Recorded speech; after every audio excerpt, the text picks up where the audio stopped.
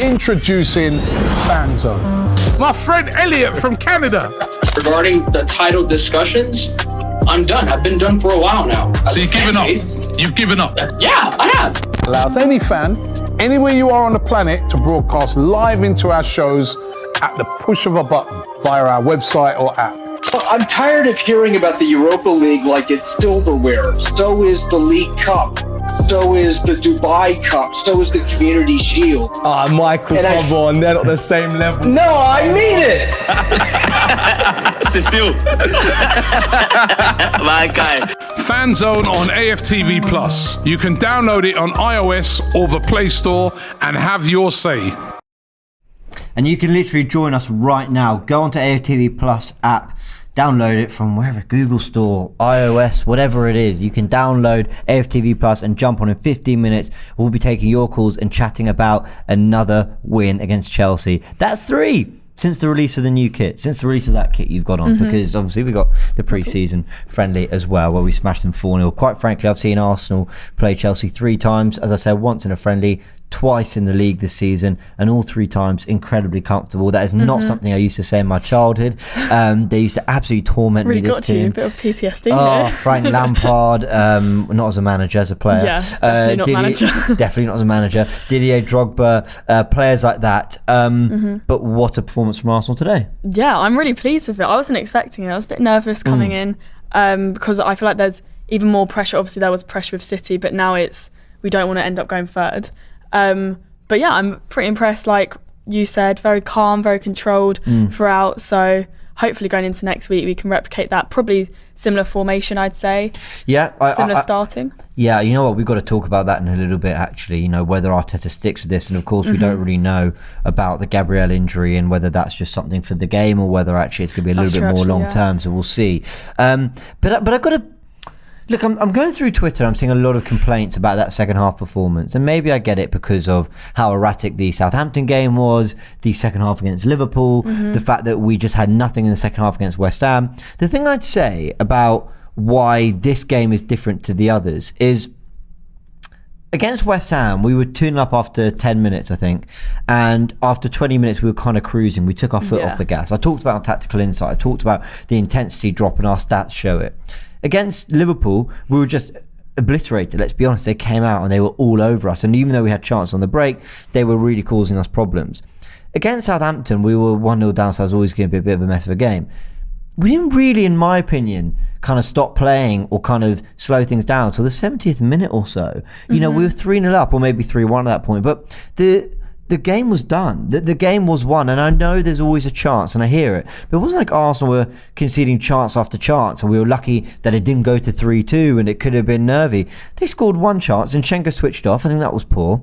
But other than that, Chelsea did absolutely nothing. I honestly think that was, bar Nottingham Forest 5-0, that was the most comfortable game we've had at the Emirates all season. I genuinely believe that.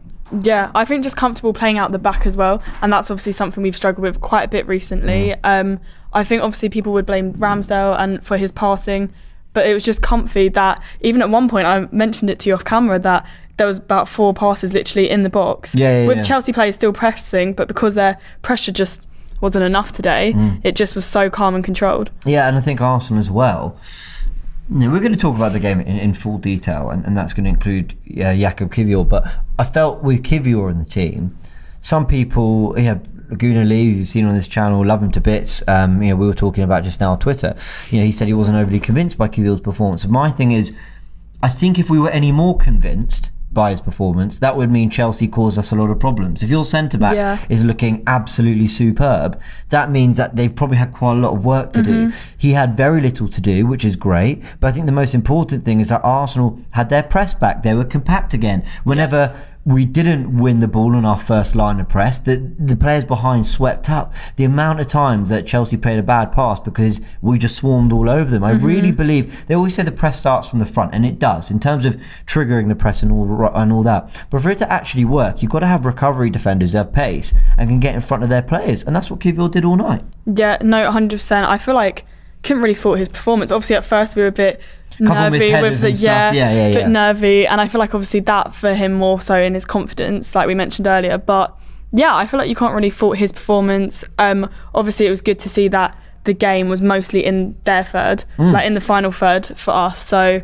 it was really good just to see that progression from previous games. And obviously Man City, they probably have the highest press I've seen. Like the pressure they put on with Haaland, obviously, we weren't prepared for that and we weren't ready. Whereas maybe with these players, obviously we can't look back now, but maybe with these players we could have done something with that. Well, certainly with Kivior doing the job Rob Holding was asked to do against Man City, it might have been different. And maybe not, because Kivior's still young and still inexperienced himself, don't get me wrong. To be honest, I don't think Kivior coming in for Man City would have made a massive difference, but I think it would have been better, for sure. Yeah.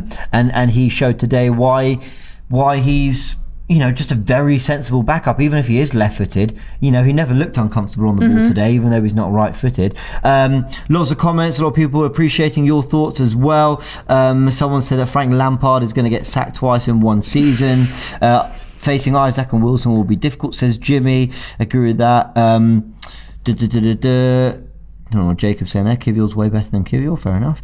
Trossard very good again, says a man didn't score or assist, so what? He kept things ticking and looking for good passes and interplays. All games he starts, we win, and we win again today. Should start again. You know what I like about Trossard? Yeah. He just is so sensible. You know what I mean? He's just such a sensible player. Like, I always feel like he's making the right decision. I always feel like he's like safe trust in him with possession. it. Yeah. Well, I never see him take a bad touch. You know, I never see him play a pass that I think, why did you play that pass? You know, I trust him a lot. Big fan of Trossard? I'd say so, yeah. I'd say over certain players playing him. I know you were saying about maybe starting him. No, you were saying about taking him off the bench, weren't you? I was saying having him start and Saka rested. Okay, yeah, Saka. I still think Saka struggled a little bit today. He had some really nice moments, but I don't think he was anywhere near his best still. No, I feel like there is so much pressure on him. I know he's obviously quite young, like a lot of games, but his form is just not where we expect it, especially in an England shirt. We expect that high quality, and when you don't get it, you're obviously he sets such high standards for himself. For everyone who's worried about that Chelsea second half performance, we still had 8 shots. I've got the numbers here for our second half. We still had 8 shots to their 5. We still had 5 on target to their 3. We still had 1 big chance. They didn't. Apparently the Madueke one didn't go down as a big chance, but fair enough. We still completed more passes than them. We still had more attacking third passes. The only thing they beat us on is take-ons. We matched them for crosses. We beat them for tackles, interceptions, and fouls as well. I don't know if that's a good thing, but I think we just came out, like the whistle blew and we just came out and winning it. We were just doing so well from the get-go that was almost, can you replicate that? Will they last the whole 90 doing that? Because the pressure was so high, like throughout the whole 45 minutes, I think, that was like they were literally throwing their bodies in the box. That is like, you can't obviously maintain that intensity. Maybe the intensity drops. Maybe you just tire. I mean, that's the thing. You press Chelsea all over the pitch. Listen, Chelsea. Let's just say this: Chelsea are not good. They are not a good team. I want to pat myself on the back straight at the camera because I said during in the summer when everyone was saying, but that was our chance at top 4. You know, who are we going to get it over on? Who are we going to get it over this year? I said, listen, I'm not convinced about Chelsea going into this year. Trust me. Now look, I didn't think they'd ever be this bad, but I'm not surprised that they've been poor this year.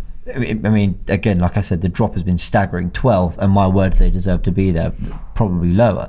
They're awful. But at the same time, they've got quality players on the pitch. You still need to be focused. And for 45 minutes, we absolutely blew them away. Then for the next 20 minutes of the second half, I think we were just calm. We had some chances.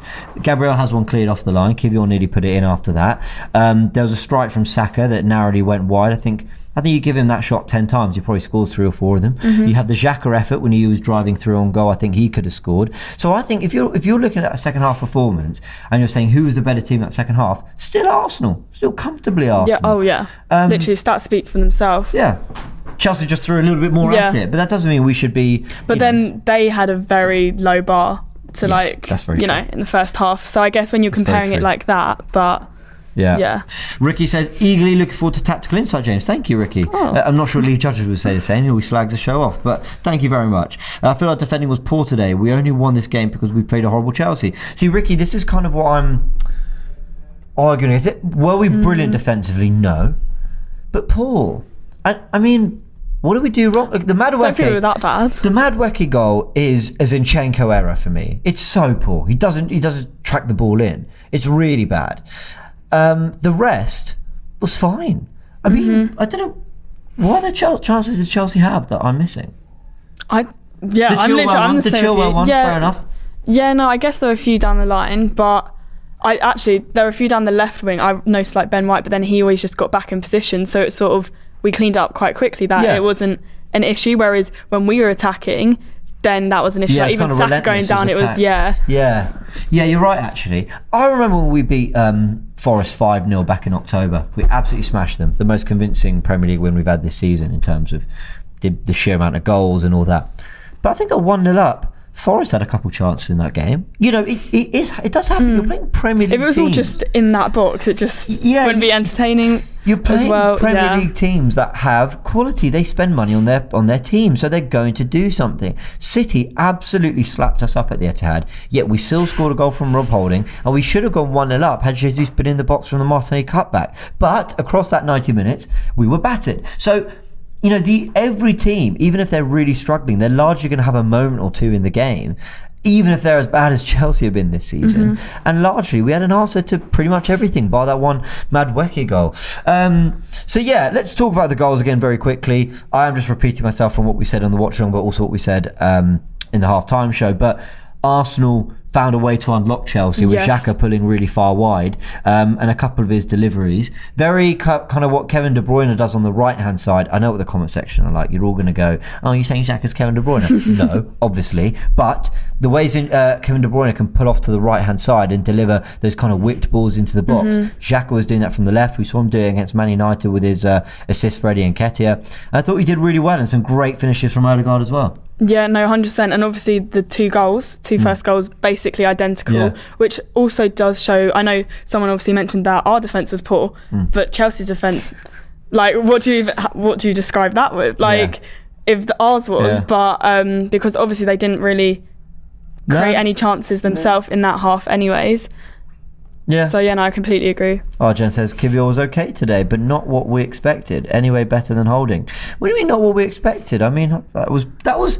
If you ask me what a hopeful James would have expected of Kivior today, I would have said, you know, a couple good recovery tackles, show his pace, win some headers, decent on the ball. That's all. That is literally what I expected, and we got that.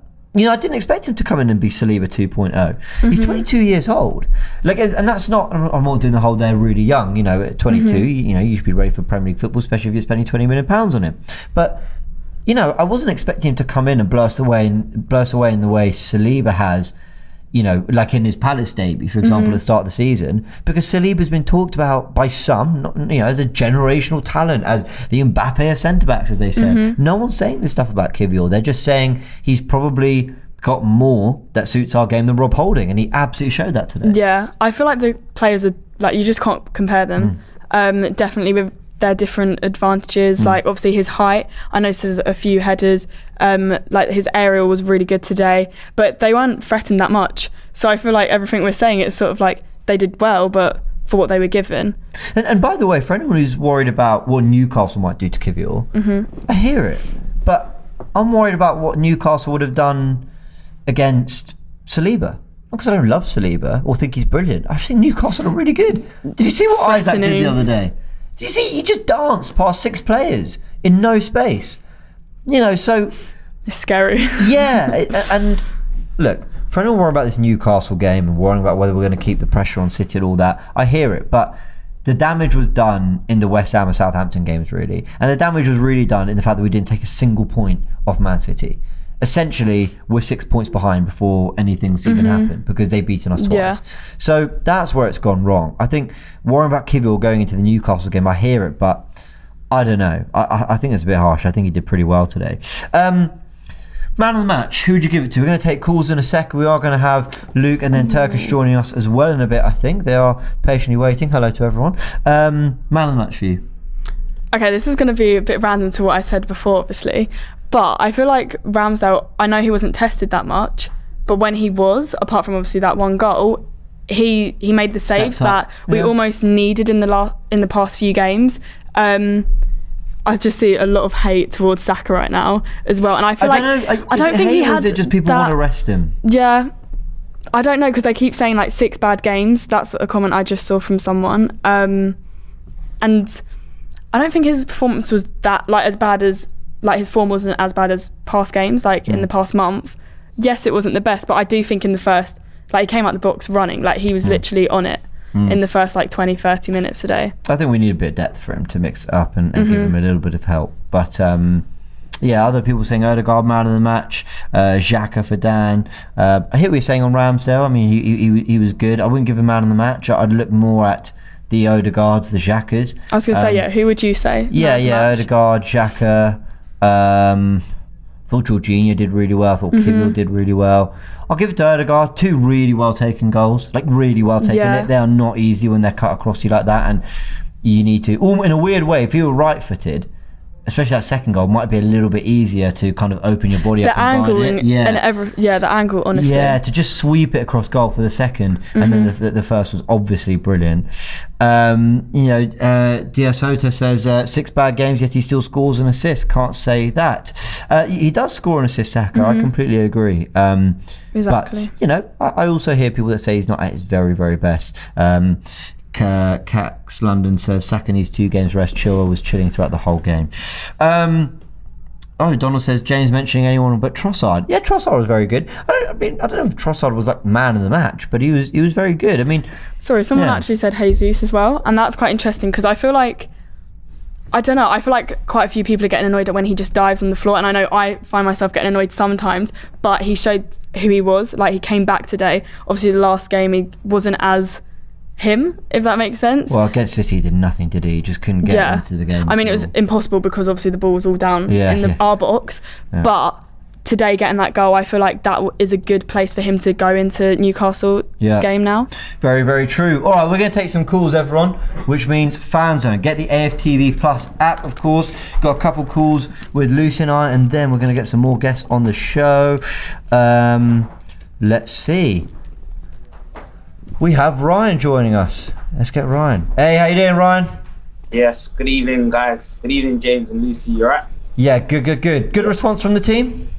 Yeah, it was a good performance today. I'm proud of the boys. It's a mixture of mixed feelings, I guess, because you know what?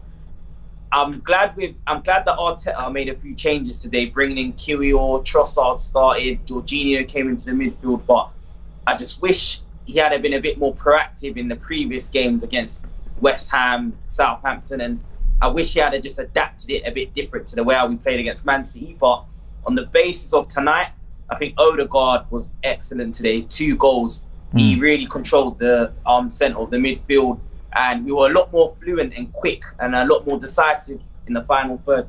I'd say Kiwior as well. Oh man, he was excellent as well tonight. He was good, wasn't he? I didn't realise I knew he was quick, but I didn't know he was that quick because I saw little glimpses when he came on against Sporting like a couple months ago when we played them, but we've not really seen much of Kiwior to really base on what we kind of know of him. But I think the way how we played against Chelsea, I don't really remember Chelsea having any clear-cut opportunities or chances. This is what I'm saying. Yeah, they didn't. Literally. The only little disappointing thing for me is what you kind of touched on as well, just Zinchenko's lack of awareness to know it's knowing when to drop off or play the high line to make sure that player's offside, or if you're going to be playing a little bit deeper of the back 4, at least try and track your marker better. But it was a little bit sloppy the way how we conceded. But I just wish Ramsdale had kept a clean sheet because it's another game really where we just can't keep. Let's be honest. It was, and I'm a big defender of Zinchenko. While I think Tierney's better defensively than Zinchenko, I don't actually think it's night and day the way people say. People act like Zinchenko's terrible defensively and Zinchenko's brilliant defensively. Sorry, Tierney's brilliant and Zinchenko's rubbish. I don't think there's as big a difference as people say. But what I will say is I thought that was really, really shocking from Zinchenko. And I know 100%. That maybe he gets a call from Ramsdale that he's going to claim it. I don't know. But I'm just looking for excuses for him. I don't even think it's that. I just think you've got to. Yeah, ball comes into the box, just follow it round and deal with it. I mean, that's just basic. It doesn't matter what your style of play is. It doesn't matter if your philosophy is to play out the back. None of that matters. You've got to be able to, ball comes into the back post, deal with it. And he didn't. But other than that, Timo Breen, you said Odegaard man of the match. What did you make of Xhaka today? I thought he looked like he really wanted to prove a point. Xhaka was, to be honest, he was our best midfielder, I would say. Other than Odegaard, I would say he was the second in line. I was just watching on Sky Sports with Patrick Vieira, Cesc Fabregas, and Jimmy Floyd Hasselback, and they were showing the heat of his map, and the amount of ground he covered tonight was phenomenal, man. Like he was just literally everywhere. He was cutting off the counter-attack lines from when Chelsea wanted to like hit us on transitions and stuff like that. And he had a good game tonight. I think the way how we set up as well, Chelsea couldn't really do nothing within that first 40 minutes, pretty much the whole of the first half. And I think the only disappointing thing for me, James, is that it should have been more goals. It should have been 4 or 5 tonight. That's the only little criticism you could say of Arteta. But I just want to ask you a question. What did you think of the front three tonight? Because I would have, fair enough, he went with Saka, Jesus and Trossard, but I would have went with, I think, if it was anyone to get dropped out of that front three, I would have dropped Saka and I would have played Martinelli, because I know no one played well at the Etihad last week. We know that, but I think it was a bit harsh to drop Martinelli, and I just felt it'll be interesting what he does against Newcastle, because I definitely want to see Kiwior start, and I think Jorginho arguably got a claim now, because let's be real, Partey hasn't been pulling up trees in his last few games, so I thought Partey was a mess when he came on today, actually. Literally, you said he needs to get back run, but he just didn't. Don't think he looked good at all, actually, honestly. if I'm really honest. You ask about the front three. I don't know, what would your front three for Newcastle be? I think the same as you, to be honest. Yeah. I reckon put Martinelli in. I was really confused he wasn't playing. I was genuinely shocked about it. But I don't know whether Arteta's trying to play him back into form a little bit, because I don't think he's been good for a month. I think Palace at home, he scored 2 goals. I didn't think he was that good in that game. I said at the time. Leeds at home, I didn't think he was that great. Who did we have after that? Liverpool away, not great. Great as well. West Ham away, not great. Southampton, better. I thought that was his best of the last 5-6 games. He looked busy. I just got one last question I really want to ask, but the both of you, to be honest, as well. Lucy, you could answer this as well.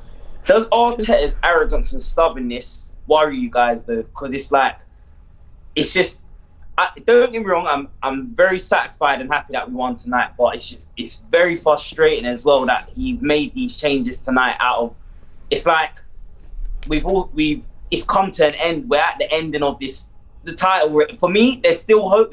One thing I want Arsenal to do is win these games, and just in case Man City slip up, but it's all but over at the moment in my mind. I don't want to be defeated, but I'm on Turkish's kind of wave where I'm riding the wave now, man. Just whatever happens.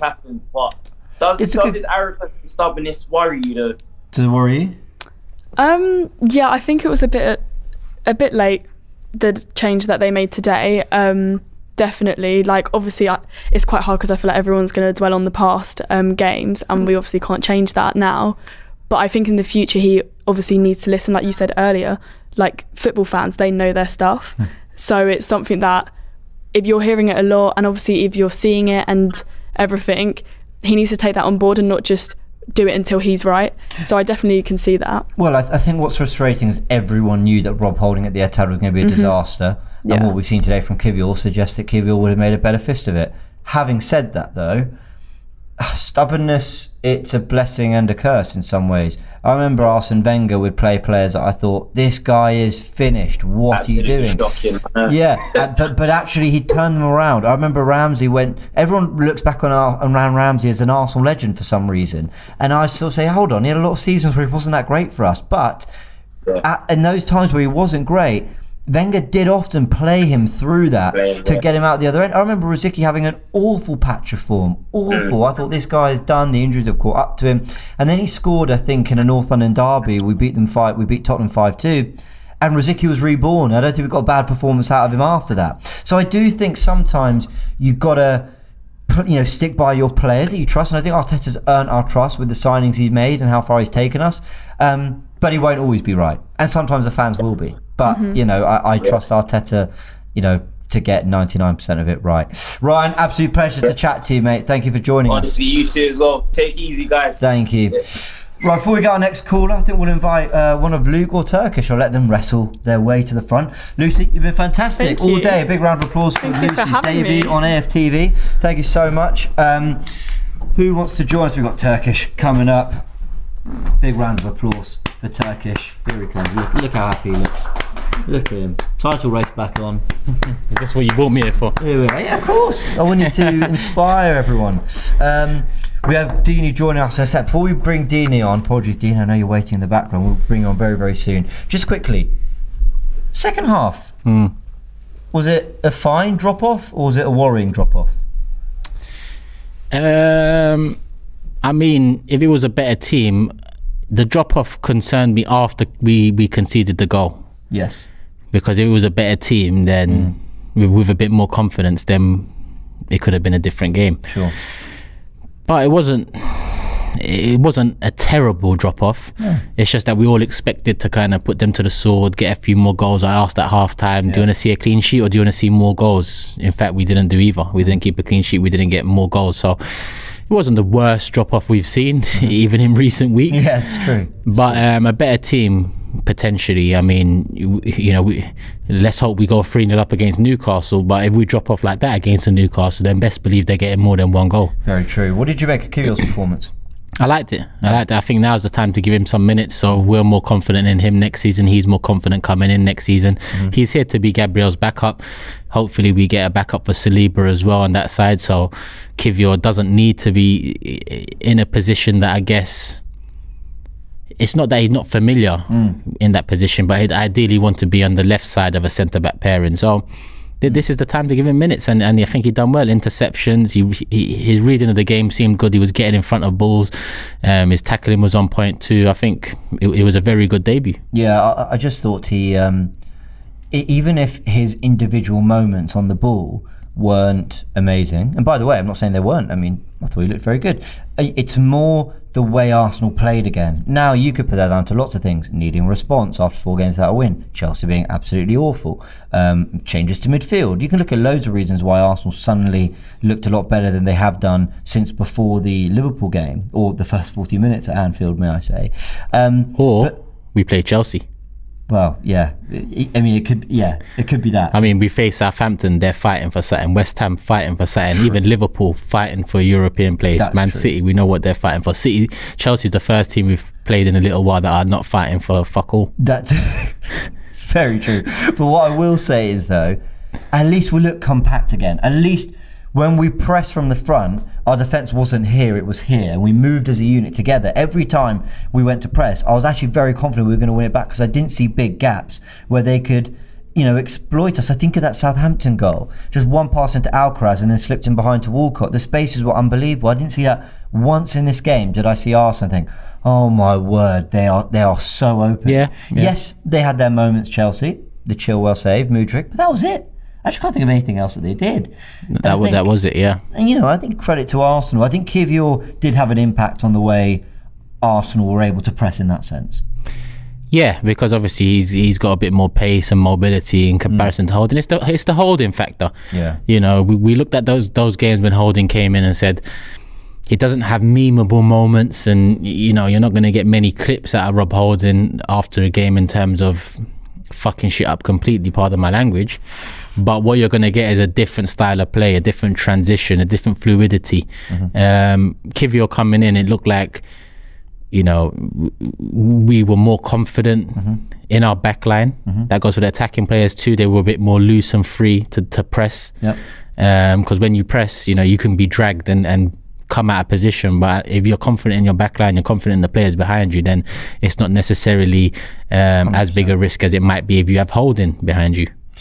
Yeah, Anthony says James overhypes everything. Maybe I do, Anthony. But the beauty of this show is you can download AFTV Plus and you can come and tell me live what I'm overhyping. So come and chat with us. We're going to have Dean, who's going to join us in a sec as well.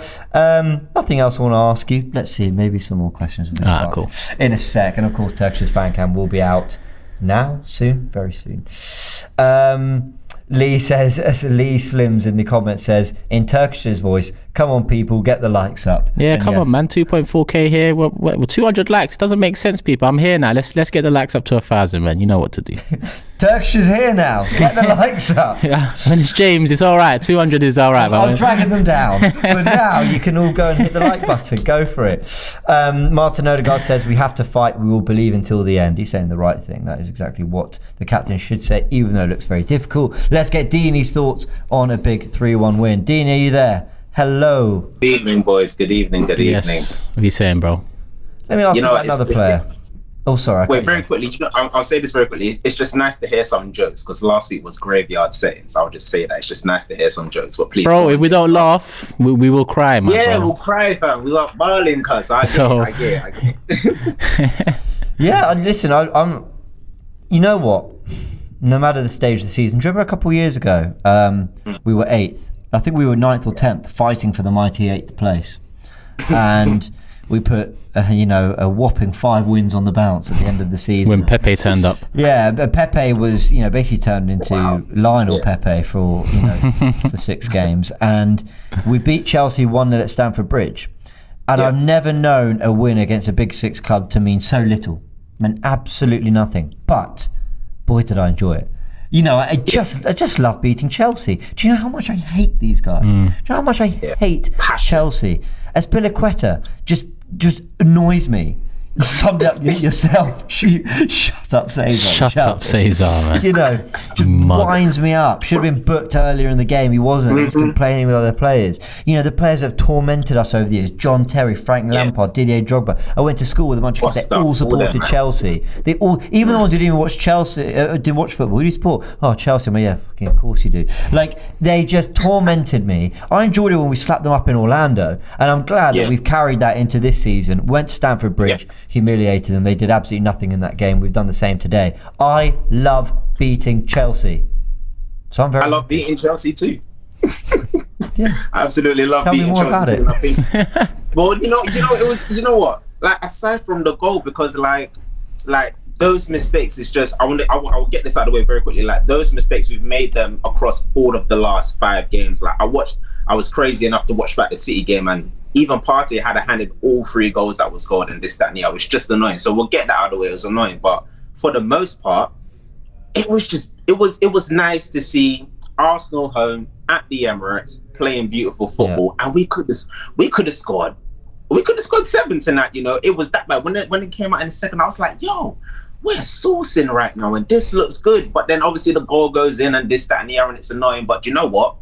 I'm glad Arteta made the changes because, Partey needed the timeout. I felt bad for Holding because obviously it wasn't necessary. I mean, he might have had a hand in the last goal that City scored, but it's not necessarily his fault why we've been losing. But obviously the pace that Kivior has to give that support with that, we were so open against City last week, and that's probably a reason why. So it's good to see Kivior come in and get. Is it his debut in the Premier League? His first start.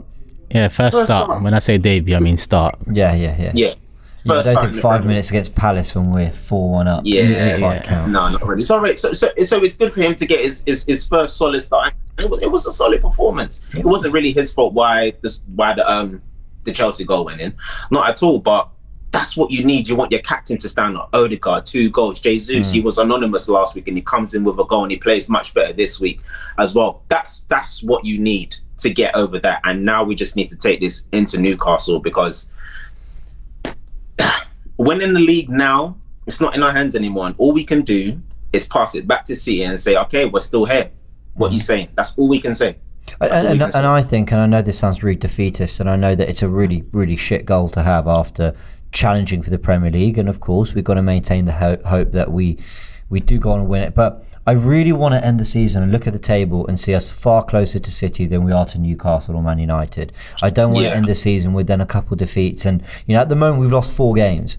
That's an acceptable amount for even title winners to lose. What I don't want is end the season with 7 defeats on the board, and then the goal difference to be miles off Cities and the points tally to be miles off Cities. Because I actually think when we were at our best this year, we were as good as them. They just in the head-to-heads, they outclassed us. But for so much this season, I believe we've been the better team, and I want the table to somewhat reflect that. And I know you don't get anything for that, but I just think it's important for the team, and that's why I think Newcastle. Yeah, I just think we're on 78 points now, right? Let's say we got 4 games left. Let's say we only win 2 of those last. So we'll end on 84. I think I don't think that reflects the level we've played at times this season. So I think it'd be a real shame if we didn't get to 86, 87, 90 is the most we can do now. But I do think those little things are important. Miles says, wish we rested our first team after watching that bring on Newcastle. Not sure why, but fair enough. And Luke, who's actually in the background, says, smash the likes to shut Cesar up. We'll get his live thoughts in a sec. Just very quickly, give us a score prediction for Newcastle. Oh, it's good. That's going to be a much tougher game. But I'm going for the win. We need the win. I'm going to say a solid 1-0 to the Arsenal. I'll take 1-0 to the Arsenal. Let's take it. Yeah, I'll happily take that. Big thanks for joining us, Dini. Love, bro. Anytime, boys, take it. 40 Side says, at the risk of being Mr. Negative, does this result show how we struggle under pressure? Amazing when there is no pressure, but we're poor with it. I think Newcastle will go a long way in answering that question because, like I said, this was Chelsea and Chelsea are dead. So I can't really take much from it. But they're awful. Over the last few years, we have seen in pressure moments, we tend to not live up to expectation. But once that pressure evaporates, we kind of step up to the plate. You mentioned winning 5 on the bounce come the end of the season a couple of seasons ago. So Newcastle Sunday, I mean, if Man City win their 2 games, then people might argue the pressure's off. Let's see what we do. Yeah, very true. If Man City, by some miracle, drop points against West Ham, then the pressure's on. Why do I feel like we'll get a worse performance out of the team? Listen, they have to change that narrative at the end of the day. They have to change that. So. And for a lot of the season, they were. A lot of the season, we were saying, lost at Old Trafford, Brentford away next, 2 weeks without playing. Yeah. Are they really going to be, how are they going to feel going into that and destroyed them? Brentford's not been an easy trip, as we've seen all season. So yeah, Arsenal have shown a little bit of resilience. I've read that from 40 Side. Abdullah says, last time in Feb we dropped 3 games before City. We lost versus City. City led the race for 3 days, then went back top and stayed there. Deja vu. Abdullah, I can't pretend that thought didn't cross my mind. Almost the sense of, in the games leading up to City and the City game, that kind of occasion just took our minds for far too long. And there's the same stretch last time, 4 games. The first time and this last time, 4 games. And then we went on a 7-match winning run. If we go on a 5-match winning run, I believe we'll finish very close to City.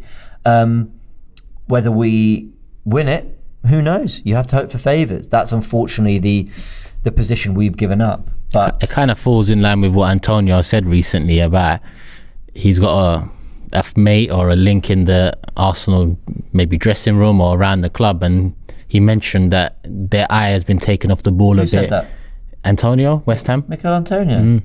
Oh really? I've never heard this. He said it was a couple games ago. I think it was before the Southampton game. Okay. After the West Ham one, he said that apparently the players all season have been focusing on themselves, but more recently they've been talking about that Manchester City game coming up.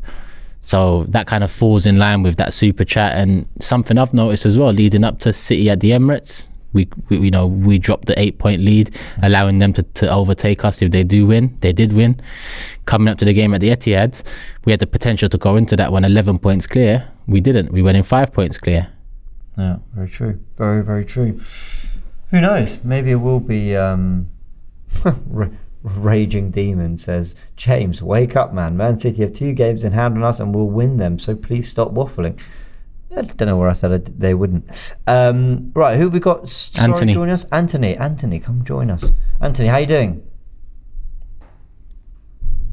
A bit of audio problems. We can't hear you. We can't hear Anthony. Nice. One sec, Anthony. Let's just sort this out. Right, well, we can hear you. Got you. Hello, Anthony. Okay, lovely. How you guys doing? All good, man. You? Good, chill. Oh man, it's a happy feeling today, man. Happy feeling today. Been a little while. Oh man, we need it. We need it. The player need it. The fans need it. We need it, man. Yeah. We need it.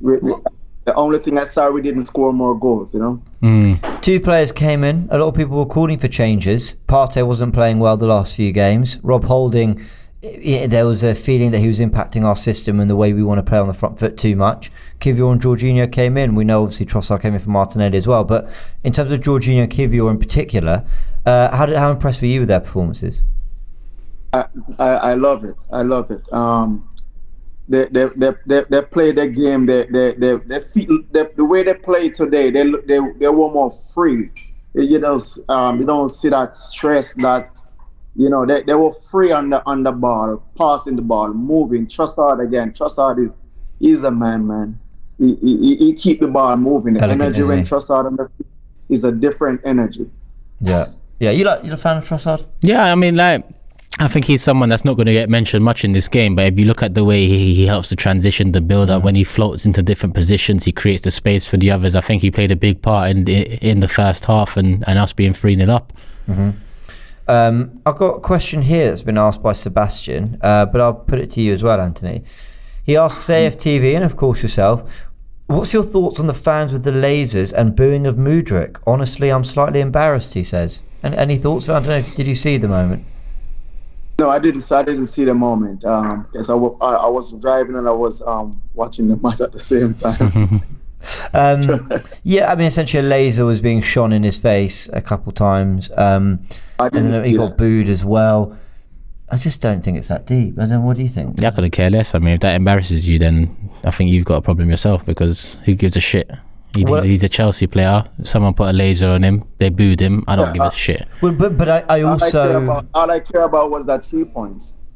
I hear that, but I also... I actually agree with everything you said, but I also had another layer, which is I also don't know why the fan who did it gives a shit that much. Do you know what I mean? Nor do I really know why he was booed. Like, the whole thing, I just feel like is all... I know why he was booed. Maybe the laser thing I don't really understand much, but I know why he was booed. Well, because he went to Chelsea over us. Yeah, and I know people then might argue, it's because we didn't match Chelsea's offer and whatnot. I get that, but at the end of the day, it's a player that was closely linked to us. Now he's at our London rivals. He got booed. Yeah. It's not a big deal.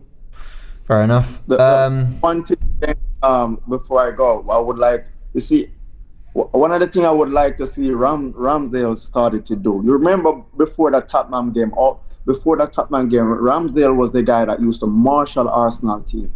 He used to be the one who talk and build the vibes in the team.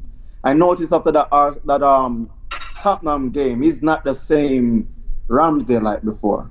Yes, he's keeping good, but he's not marshalling the team like he used to do. Talk from behind. What do you think about that? I think does he communicate and lead the line? I don't know if I ever saw him massively. Well, I say that. Last season we talked about it more than this season, how he commanded his area, how he was a real talker and a real personality. This year I don't think we're saying it as much. But I feel that I'm more critical of individual errors from Arsenal players than I am of our organisation, if that makes sense. Do you know what I mean? Like, I rarely think, listen, it's happened a few times in the last few games, don't get me wrong, but I rarely thought, Arsenal look a complete shambles at the back. I'm more looking at it going, individual error, bad moment from one player. Like today, I don't think Ramsdale can do anything to organise the defence. I think Zinchenko just needs to bloody follow the ball and clear it. Yeah, I mean, you're right. We talked about it more last season, but I think it became a part of his game to the point we don't need to talk about it anymore because it is what he does. So, Anthony raises a good point. It's hard to say because he's also a young player as well, and I don't think he is the one that's been put as the leader of the backline. I'd probably look at Gabriel as that one that needs to be a bit more vocal. Mm-hmm. Yeah, you're right. I'd probably look at the centre backs to organise a bit more. The thing that I'm looking at is just remember when that fan that when he go to pick up his stuff. Remember after that Tottenham game? Yeah. I know it's from then. He's not like before where he will just roll up the team, get the team going. Maybe. But he's doing good. He's doing good. I just missed that from him. Yeah, he's had a good season overall. Anthony, absolute pleasure chatting to you. Thank you for joining us. Thanks, man. Appreciate it. And I'm going to thank Turkish for joining us as well. Thank you so much. No worries, man. We're going to get Luke on for his full-time debut. Is it a full-time debut? Come on, people. Love. Big thanks to... Oh, Turkish. I've been told by production you got to stay. For what? I don't know. They're in my ear saying you have to stay. They're very, very. I've got one of the ops online or something ready Luke, to try and very, very soon. What's going? Luke, let me see what they got for me, man. Okay, who's? Oh, my man, my man, my guy. Where's your chef outfit? Where's your fucking Nah. He's just downloaded the AFTV Plus app, made a login, and jumped onto FANZONE. I'm here for therapy. Do you know what I mean? I downloaded the app. I saw my brothers were doing therapy, and I thought I had to get involved. And I predicted 3-1, so that Chile come the end of the season on the Big Six is yours, my guy. That was so mad. I said 3-1 on Twitter. I saw it. I saw it. And now I'm even further behind in the predictions. It's mad. Unbelievable. Matisse, you know what's not all that? It's not all bad. Lampard played forwards today. Bro, it was a celebration. Honestly, it was confetti popping off when I saw it. I couldn't believe it. Striker, I got 2 wingers, players playing in positions that made sense, but unfortunately, we still got cooked. Do you know what I mean? And do you know what's so funny? You guys actually let us off. You let us off. You were in the second half. You put the car in reverse. You started saying, we're not even gonna drive anymore. We're just gonna play music. You guys should have walked it 6-7-0. Honestly, it's fine. Yeah. We should have still. I can't even lie to you. I agree with you. Maybe I'm ruining a little bit of the next Talking Tactics on DR Sports. Everyone go check out that show. But what did Lampard get wrong today? Because you said that you saw the 11 and you were even more convinced of an Arsenal win. How come? What was missing for you? I saw the 11. I mean, I was always convinced Arsenal would win the game. It doesn't matter what 11 we put out there, because unfortunately he's in the dugout. And I said last week after Brentford he should do punditry, and now I'm taking that back. He's just not good enough. It's as simple as that. It doesn't matter what he does. You fired him from a job he doesn't have. Yeah, it's like it doesn't matter what he does. He doesn't have the facilities. He doesn't have the capacity. He doesn't have the tools. He doesn't have the ingredients to cook in this kitchen. The kitchen is on fire, James, in Turkish. It's on fire. And the fire alarm's been going off for ages. That's why they wouldn't let me cook the fish on DR. They wouldn't even let me. And it doesn't matter what he does, bro. Like, at the end of the day, we were never going to win this game. And I said it to Arsenal fans. I said it in the studio. Remember when I came in and Cecil was starting to worry and he was like, oh, maybe.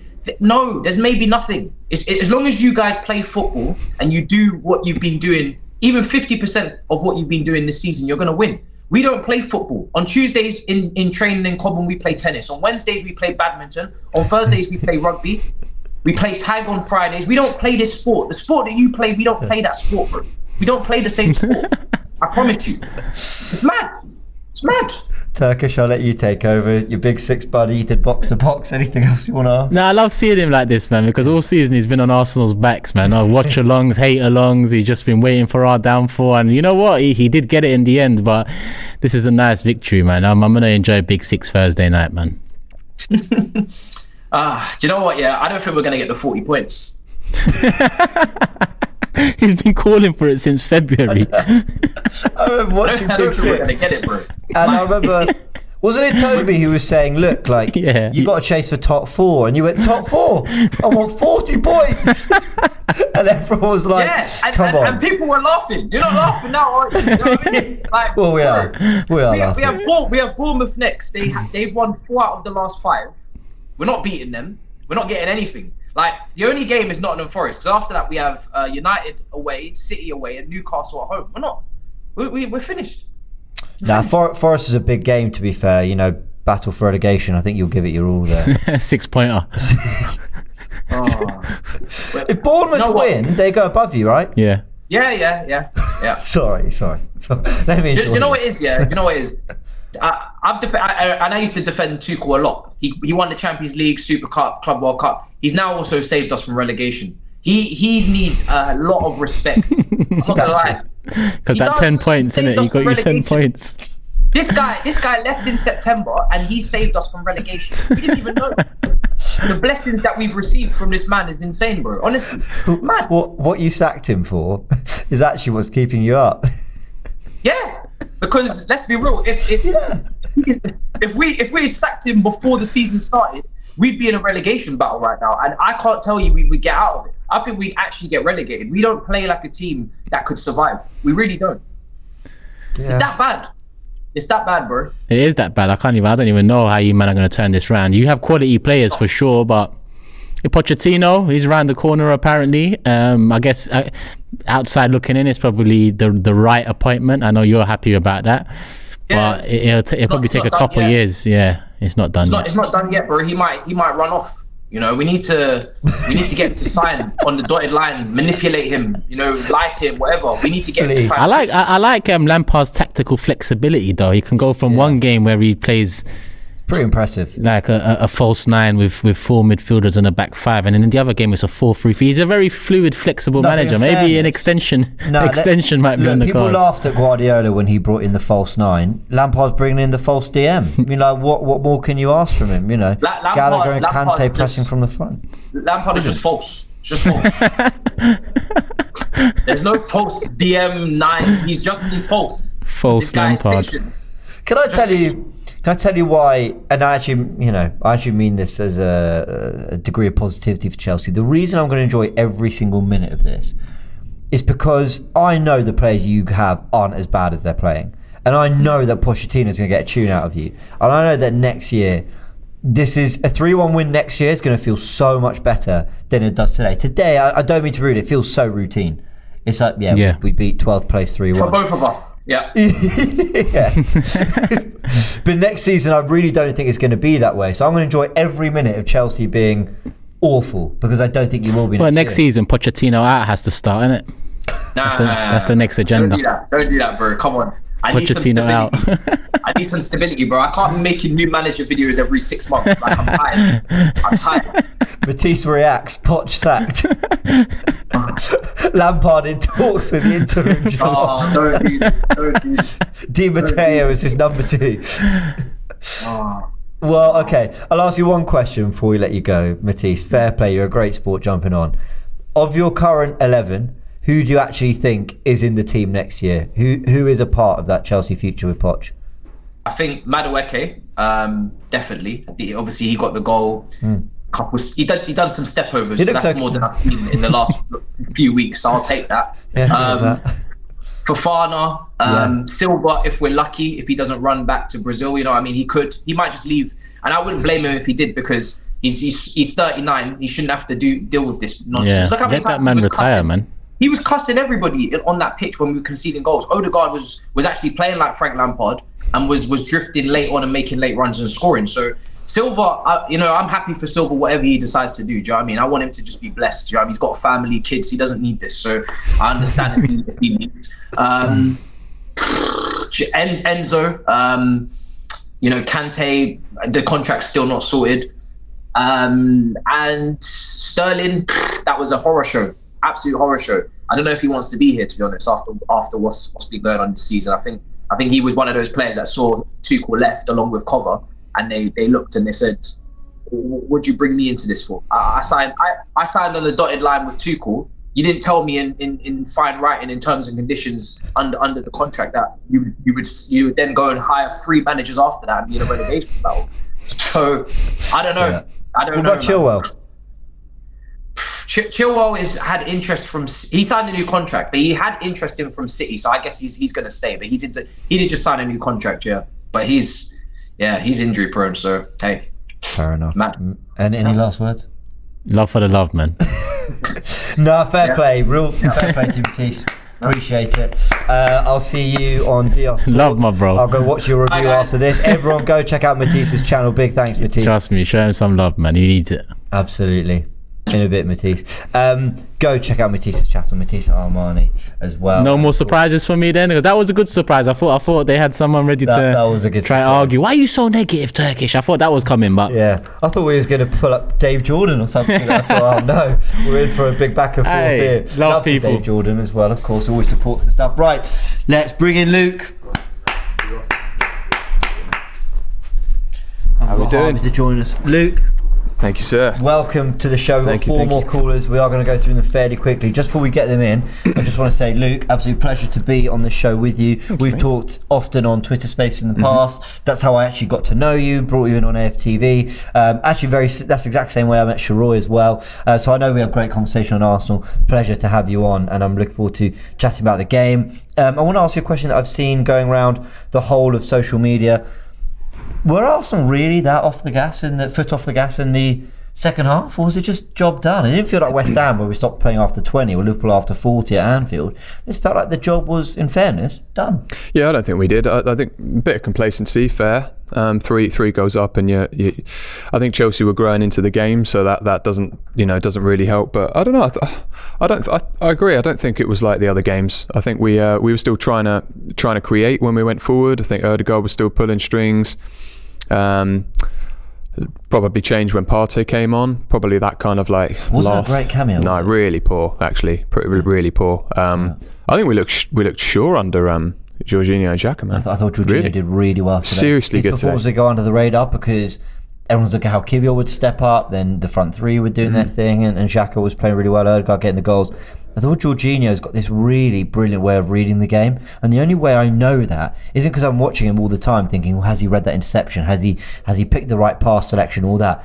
I just noticed it because there aren't massive gaps where you could exploit his kind of lack of pace. He just seems to just sweep up, and the fact that he isn't as dynamic as Partey is like very rarely, if ever, a problem. Yeah, I completely agree. And Xhaka was so far forward in that first half, and there was still no gaps, still no real, opportunity to break. There was maybe the Chilwell one, but I think that came through Ben White, if I recall, right down that left-hand side. So yeah, he mops up in a different way. Obviously, Zinchenko sits in there and covers as well. But with Xhaka so far forward in that first half, especially, I thought Jorginho was excellent. He wins fouls in good areas. He rarely makes fouls. He rarely puts himself into positions where he has to make fouls, which I find Partey is. It's not always Partey's fault. I think sometimes you just think he's in that position where you think he's going to have to make a foul or let the player go. There's just very few.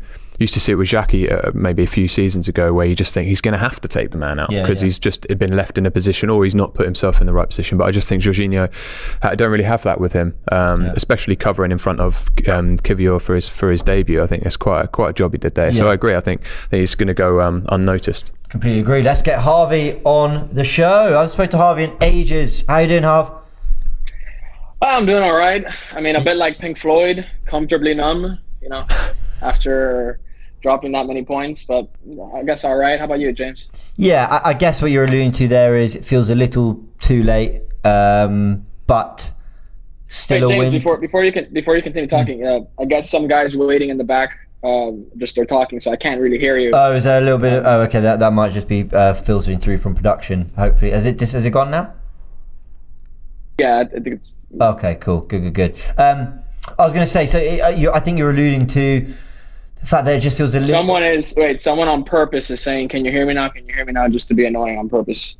Oh, there's actually talking in the background. Oh, fine. Oh, I don't know. Like on purpose. I guess someone waiting in the space is like purposely talking. Oh, it's coming through on FANZONE. Okay, production. If we can sort that out. It seems to be gone now, so maybe we can continue now, I guess. Oh, it seems to be gone now. Production have just said they think it's sorted. All right, should we power ahead? Let's power ahead. Yeah, let's do it. Sorry, man. No, all good. Too little, too late. Is that what you're saying a little bit, maybe? Yeah, unfortunately. Yeah. Kiwior did well, though.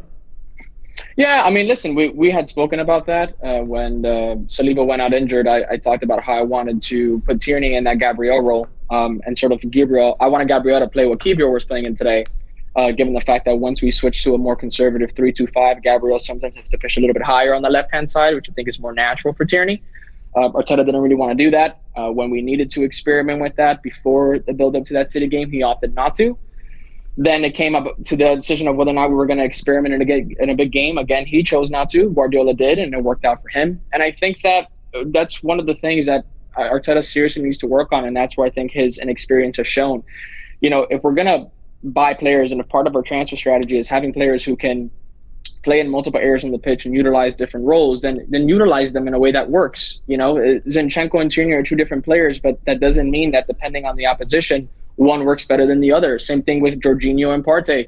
Trossard and Martinelli. And I didn't really see him utilizing that, especially when we had injuries and we needed to get that done. You know, I can forgive him for that, but it's upsetting to see that we switched it up today. We looked a lot better. We looked a lot more balanced, and you know, not just myself, but many fans were calling for that. You know, it begs to the question. Yeah. Did you want to? Yeah, I was going to say I agree. It should have been the couple of games before City, but I think with the injuries we've got with Saliba and Tomiyasu there, we've already with Holding in there. It's not like for like. And obviously Xhaka missed a game through illness or whatever it was. I think he's not going to play anymore with the lineup. I think if Saliba stayed fit, we're not touching that at all anyway. That whole back line. Tomiyasu maybe comes on off the bench, whatever. But I don't think I think you're right. It's probably something he'll learn from. But I think given that lineup that we have, that first team that just was well integral to everything. I think. I don't know. I couldn't. If everybody was fit, I just couldn't see him making too many changes. But yeah, I agree. That probably is something he can improve on in terms of switching it up. But again, I think those injuries are probably key as to why he's not making too many more wholesale changes, especially with in the back there. We haven't really ever seen Tierney play there. But like I say, I don't know. Pep does mix it up. Then again, Pep mixed it up earlier in the season and put Silva left back, and they lost a couple games. So that's true. I mean, Arteta does have a little bit of a history of learning, but just taking a bit too long to learn. Yeah. I remember we beat Chelsea. I think it was 3-1 as well. It was a couple of years ago. They had Frank Lampard, and we were saying for ages, give the youngsters a run, play a number 10, get some natural creativity in the team, drop Willian, he's awful. You know, we were saying these things for so long, and eventually he got there. And then he went Martinelli, Smith Rowe, Saka. We ended up having a fairly strong end to the season. It wasn't great, but it was so much better. You know, and then you look at the season after, where I kept saying Aubameyang's hold-up play isn't there, it's not there. And eventually resorted to Lacazette because he had no choice. Bellerin, he hasn't got the technique on the ball. Eventually turned to Cedric. Now, I'm not saying these are really great alternatives, which is maybe why he's hesitant to turn to them, because he's actually not even convinced that they're necessarily going to be better than what he's doing. But sometimes he does need to learn to make those changes a little bit quicker. I understand that starting Kiwior as a right centre-back at Man City doesn't sound ideal at all. I hear that. But my word, it's got to be better than what we got from Rob Holding in that game, and we all predicted it would look that way. Yeah, I mean, that's hindsight is 2020, you know, and I don't want to come off and saying that. I mentioned it more so because I think it's something that is going to help us, you know, going into next season. But, you know, Luke, right? That's your name. Yeah. I'm sure I got that correct. Yeah, you said that Tierney didn't play in that. Well, when Arteta first came in, we played a 5 at the back, and Tierney acted as a left center back. And then if we attacked on the left hand side, he'd push up. So he did play that, let's say, back three with a midfield pivot. He did play with that, and you can see then, you know, them interacting. So literally exactly what we saw today was just Gabriel as a center half in the middle of the park, and Tierney is more on that left hand side. It's more comfortable for him than putting a left sided center back all the way on the right hand side. So does Zinchenko still play in that role in that team? He would play. He would play in the midfield pivot alongside you know, Partey or Jorginho. You know, it doesn't matter how you want to put it on the team sheet. That's just how you do so. Because I believe that if you have big injuries, you need to try to do whatever you can to put your best players on the pitch. And that doesn't really sacrifice too much of what we're doing. You're going from a 2-3-5 to a 3-2-5. It's just a bit more conservative. Yeah, look, I'm with you. It sounds interesting to see. We were saying actually before the game kicked off, I think the real reason Gabriel still stays at that left centre back is to cover what Zinchenko leaves. So and that's what we've done this season. I understand Tierney, especially in that first season under Arteta, especially going up that left wing was phenomenal. But I think what we've done this season, Gabriel, I think Gabriel, I'm just going to say this now, I think he's been one of, if not, I'd get my vote for player of the season just because of how consistent he's been. He's had Saliba come in next to him, who's relatively inexperienced. He's been brilliant with him. Anyway, I think he covers that left side really, really well. Anything goes. I say that ironically today, a ball went over Zinchenko, but you know, can't really do much about that. But yeah, interesting. Very interesting solutions. I also think when you look at Trent, who's now inverting from right back at Liverpool, Konate covering that right space, actually had a nightmare against Tottenham. So maybe it's not always as easy just to put someone in that role. I'd also add one more point, which is, if you look at the first 2 goals against Chelsea today, Zinchenko's actually hugging the touchline like a traditional left back. So, you know, I agree with you. Arteta can find solutions by playing with it in a different way. Chelsea is so bad that we ultimately got away with it. But But it's something that we have to like utilize. I mean, I was critical sometimes when we dropped points against, I think, Newcastle, respectively this season, because it's just like, utilizing certain players depending on the opposition is key. If you're playing against a very, very low defensive block, then having someone like Trossard and Jesus instead of Martinelli, and who can actually switch it up a lot easier, creates more fluidity. As Martinelli, however, he likes to cut a bit more inside, likes to be more direct. Same thing, for example, with someone like Jorginho. Jorginho's a much better in terms of transitioning from defense to attack than Partey. So if you're going to have possession, having someone like Jorginho who's a bit more creative is better than having Partey. If you're dealing with a very, very, tricky winger, and you want to just be able to neutralize that and have a more balanced, style of play, it's better to go with Tierney, even if he's not going to give you that extra creative outlet in the middle of the park. So just being able to switch that around, you saw Guardiola did it. Guardiola himself said, I can't play Walker as a midfield pivot the way Stones can. He can't do it. But when he came up against us, he says, I got to deal with that threat from Martinelli. I have to play Walker.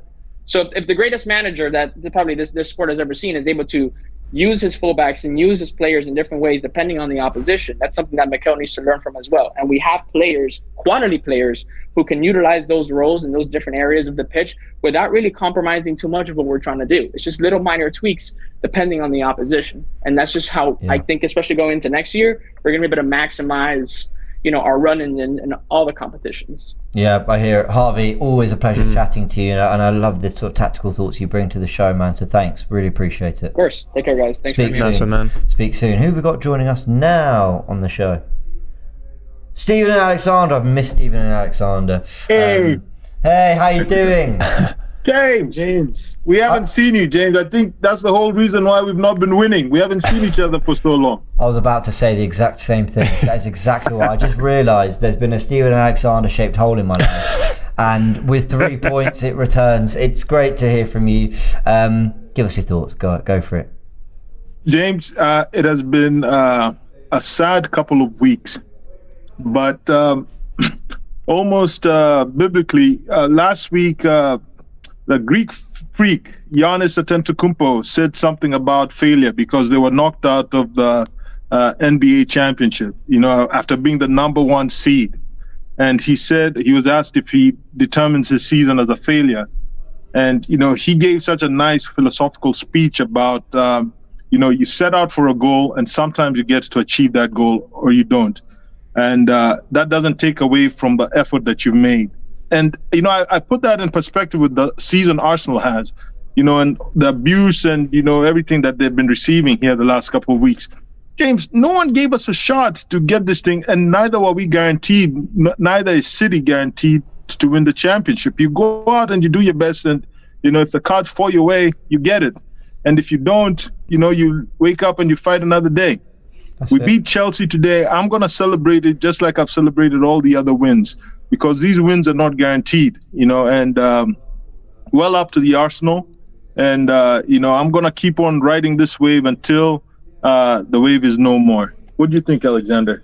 Yeah, it's really disappointing that we lost the title, but I said a couple of weeks ago, even if we win the title or if we don't win the title, I'm still going to support this team. And we still have to stick to that, even though we didn't get to where we wanted to be. But I'd still say a successful season, because at the beginning of the season, I know we said this last year, at the beginning of the season, but this year, we've taken a huge jump. Nobody expected us to be in front of Liverpool by that many points. Nobody expected us to go to Anfield, be competitive there. Nobody expected all that. And today, I want to look on today, because although Arsenal fans might be thinking, the title's over, 3-1 Chelsea, who cares? If we won 3-1 Chelsea last year, everyone would be saying, what a good win, what a good win. You can't lose the energy for this team. Still got to love the club, support the players, and we still got to support our team. Can agree more. I think you two have spoken brilliantly, as you always do. Anything you want to add? Or? No, I did actually. I watched the same interview you were talking about, where he spoke about sometimes it's someone else's day. It's really, really good. It was. I think he was being questioned by a reporter who was questioning failure, wasn't he? He said if you lose, it's like no point. Then it's really, really good. There's so much to take from that in life, and not just that, but Arsenal this season is. Yeah. But speaking of failures, James, what happened to... Speaking of failures, what has happened James. to our former captain, Aubameyang? Yeah. My God. 9 touches, 4 from... Wow, James. I mean, I thought he was actually going to try and do something. I can give you a joke response and say he's finished, he left Arsenal, all that. I can give you a serious response, which is the game's moved, in my opinion, has moved beyond strikers like Aubameyang. I think just being, a player who waits for it in the box, pacing behind, and don't get me wrong, Aubameyang has more than that. But you almost have to be so complete as a forward now. You've got to be able to hold the ball up. You've got to be able to turn. You've got to be able to create. You've got to be able to drop in. You've got to be able to run beyond. You've got to be able to take your chances in the box. You've got to be able to do so much. And I don't think Aubameyang has a full list of attributes for the modern striker. What I do think he's got, though, is a fantastic finish. I think he knows where the ball's going to be. And if a team plays to that, I also think the move away from number 10s, 10s that would feed the ball into him and supply him and all that. Now, almost the striker has to be part of the supply. And when he arrived at Arsenal, we had Ozil behind him and Lacazette would drop in and they formed a partnership. And at times we played with wing backs or whatever. I think that suited him a lot more. I just think now, it's not worked for him. Having said that, he did well at Barcelona. And you know what? For all the kind of bad blood at times between Arsenal and Aubameyang, the it's nothing personal, the leaked video of him criticising Arteta, the way he left all that. I actually don't think he's a bad guy. I think he's got a lot of love for Arsenal. I think he appreciates his time there. And I want him to go back to Barcelona, where he's really appreciated, live in a beautiful city, score a load of goals, and go enjoy what's left of his career there. I think he deserves that, to be honest. But I'll leave you with the final James, words. it's really good to see. Yeah, it's really good to see you again. And I want to say real quick, good job to our under 18s who made it to the Youth FA Cup despite not winning the game, and also to the Arsenal ladies who made it to the semi-finals. But for a little stumble there, might have actually made it to the final. Yeah. So James, you know how we always finish, up the Arsenal and come on, you Gunners! It's their line. It's their line. I can't even say it because I'm worried I'll get done for copyright. Pleasure having you both. See you soon. Nice talking to you, James. Take care. See you soon. Right, we've got two more callers. I'm afraid for the last two. Thank you so much for joining us. It's going to have to be fairly quick ones, but we definitely want to hear your thoughts. Who have we got? Sorry, Kian.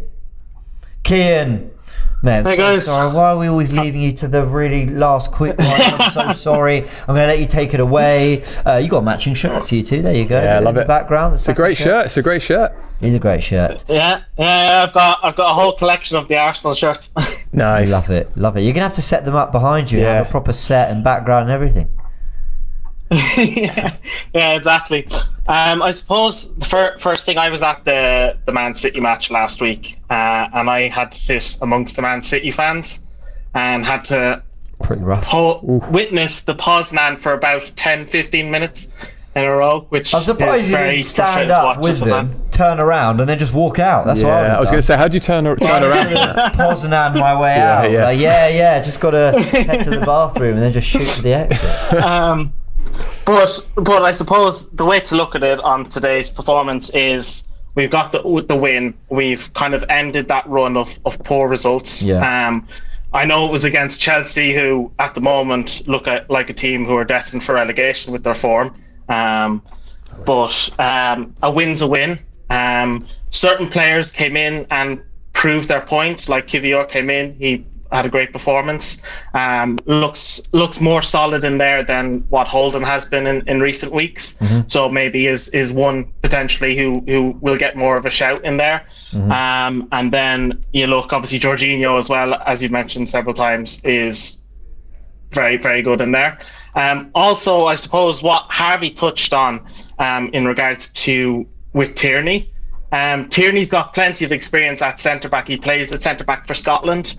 Because obviously Robertson plays on the left as well. So even if we did revert to a back three, I think Tierney's got enough experience to go in there and play in that back three on the left side.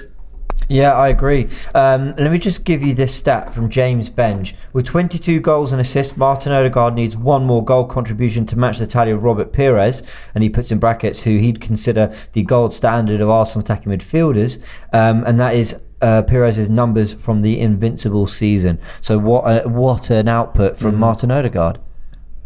Yeah, and it really shows. I think when we bought him for, I think it was 35 million, which, to be honest, it's at a bargain now when you look at it. Real Madrid probably are sick to their teeth nearly letting him go for that much.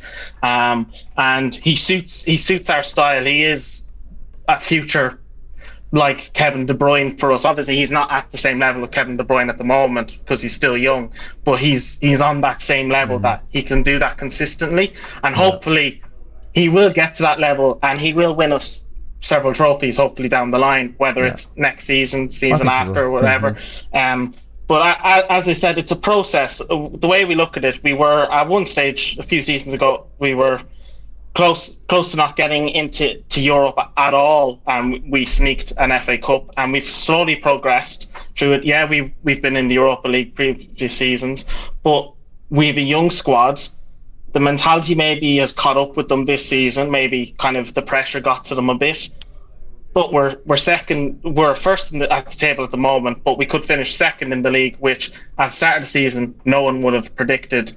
And they look probably the strongest I've ever seen an Arsenal team since probably the early 10s, probably 2010s. And this is the best team I've ever seen. This is the best team I've seen at Arsenal. I became a fan after the Invincibles, and it's one of the youngest teams in the league ever, probably, that you could see, and it's just fantastic to see such a young squad that majority of them will be there next season, and it will hopefully push and maybe go that step further next season and win more trophies. I hope you're right. Kieran, it's always a pleasure chatting to you. We're going to get you on sooner next time. But I really do appreciate you joining as always. And sorry about the game last week, but I'm glad this one was better viewing for you. No worries. Cheers to that, lads. See you, man. Chat. Have a good one. And our final caller is... Elliot? It's Elliot. Elliot. Where's Elliot? How you doing, Elliot? Gentlemen, how are you doing today? Happy we won. Yeah. Well, yes, we did win. big smile because we needed that. The team needed that, and you had to get that confidence back, and they did. They played with confidence today. They played with a surety today, and it showed. We should have beat them 4 or 5-0. We gave them their gratuity of a goal, as we usually do. That's our parting gift to all teams, really, these days. Gives them a goal and send them on their way. But outside of Man City, who gave us the hiding at the end of the day. But yes, it's a good thing we get back to winning ways and bring back hope and instill a little bit of confidence back in the side and get us ready for the challenge ahead at Newcastle. Well, look, we barely talked about that game. I want to get your thoughts as well, Luke. That's going to be tough. They are. And you know what? It's not even because they're positioned in the table or their results. I think they're a team that are really suited to causing us problems. I think, like, if you just look profile-wise at what they offer, that energy in midfield of Longstaff, Willock and Guimaraes, the Isaacs, even Murphy's been on good form, but Almiron, St Maximin, Willock's been playing great as well. Yeah, I just think they've got that. I think teams that outdo us for energy, because Chelsea had no energy in their midfield today, so we walked all over them. But I think teams that outdo us for energy, I think we can really struggle against. Are you worried about that game on Sunday? I am, to a certain extent. I mean, I thought that Kovacic and Enzo was a bit more of a headache today, but that wasn't exactly the case. I thought they'd give us more of a headache, Enzo showed his youth, and Kovacic, he just... Yeah, and it didn't happen. But again, this Sunday we'll definitely get more of a challenge from Guimaraes Ital, and we will have to deal with that. And I hope we have a more robust midfield for that. I thought we were a bit light in midfield with Jorginho, Xhaka, and Odegaard today, but didn't really need them. It was over before it began, and everybody was afraid, saying, "Oh, they're going to turn this over. Oh, it's a London derby." Listen, I even said it was going to be 3-1, and true to form it was. But this is one of a few hurdles we have to overcome. Let's pray that West Ham can at least get a draw tomorrow, which I highly doubt. But again, hopefully Declan Rice can add to his application to us and show us, give us a man of the match performance, and we can. We hope and pray. We hope and pray for a better result. Yeah, exactly, and anyone on West Ham really, because I'm sure they're leaving. They're leaving their applications out for North London and see if we can, if we really want them, but we really want Declan. But there you go. Let's hope. Elliot, just a final word. Second place, disappointing when we've been in the title race, but a lot of progress. It's not over yet, but as we get into the last 4 games, you never know what can happen, you never know what can change. But we're proud of the team for the season they've had. Yes, I mean, overall you do. I mean, our objectives were to reach the Champions League. Sure. See if we can grab a trophy in the process. Oh, we're having real internet issues there. Oh, I think we're going to have to say goodbye to Elliot because it's not coming through at all. As I said before, this is the ref. Oh, it's coming. Oh, well, Elliot, if you can see this and hear me, we're so sorry. Well, it's the internet's fault, but we are sorry. Well, let's pick up. What was he saying? He was saying hopefully we wanted top 4, right? Yeah. We're going to try and finish his point for him. So yeah, he's right. Absolutely, we were. Are we going back? Oh, we're going back. Are we going back? No. Oh, you're back. I am back. Yeah, you're back. You're back. Finish. Okay, I'm back. I was like, what happened here? Anyways, my point was, we came through on the Champions League, but as I was saying, this is the referendum on the Cronkies. This is the year they really have to show us if they truly care. Do you care? Was the question a few years back. And we're asking it again, this time with good reason, because we are in Champions League and we have the proverbial black card in terms of getting in terms of Europe looking at us as the hot new young thing and seeing if they want to join up and make us a better side as well. So I expect big things from this side. I would be very disappointed if we fell below a £200 million window. And I'm not joking. Well, Turkish said we need a 200. Turkish said before he gives the Cronkies credit, he said now they've taken us back to where we were when we started complaining. Yes. So fine, the team is in a much better place.